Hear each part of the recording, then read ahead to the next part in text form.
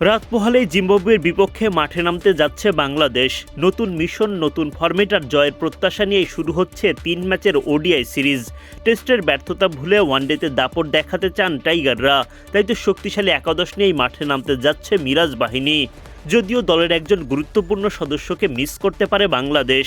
প্রথম ওয়ানডেতে কেমন হতে পারে টাইগারদের সেরা একাদশ, চলুন সেটাই দেখে নেওয়া যাক এক নজরে।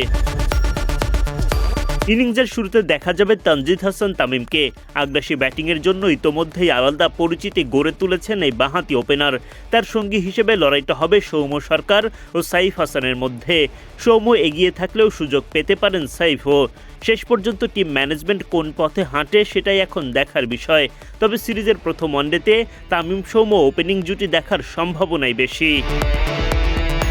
3 নম্বরে থাকবেন অভিজ্ঞ নাজমুল হোসেন শান্ত। তিনি দলের অন্যতম ভরসার নাম।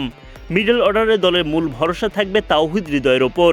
ওয়ানডেতে বাংলাদেশের অন্যতম নির্ভরযোগ্য ব্যাটার হয়ে উঠেছেন তিনি। তার সঙ্গে দেখা যাবে অলরাউন্ডার মোসাদ্দেক হোসেন সৈকতকে। প্রয়োজন হলে ইনিংস গড়া, আবার শেষ দিকে দ্রুত রান তোলার দায়িত্বও নিতে পারবেন এই অলরাউন্ডার। ব্যাটিংয়ের পাশাপাশি কয়েক ওভার স্পিন বোলিংয়েও দলের বাড়তি সুবিধা এনে দিতে পারেন। অস্ট্রেলিয়া সিরিজের সেরা খেলোয়াড় জিম্বাবুয়ের বিপক্ষেও নিজের সেরাটা দেবেন, সেটাই তো ভক্তদের প্রত্যাশা। চোটের কারণে অস্ট্রেলিয়ার বিপক্ষে টি-20 খেলা হয়নি লিটন দাসের। মাঠে নামতে পারেননি জিম্বাবুয়ের বিপক্ষে একমাত্র টেস্টেও। এদিকে জিম্বাবুয়ের বিপক্ষে সিরিজের প্রথম ওয়ানডেতেও তার না থাকার সম্ভাবনাই বেশি। ফলে wicket keeper batter Nurul Hasan Sohan সুযোগ পেতে যাচ্ছেন। সোহান নিশ্চিতভাবেই এই সুযোগ কাজে লাগাতে মরিয়া হয়ে উঠবেন।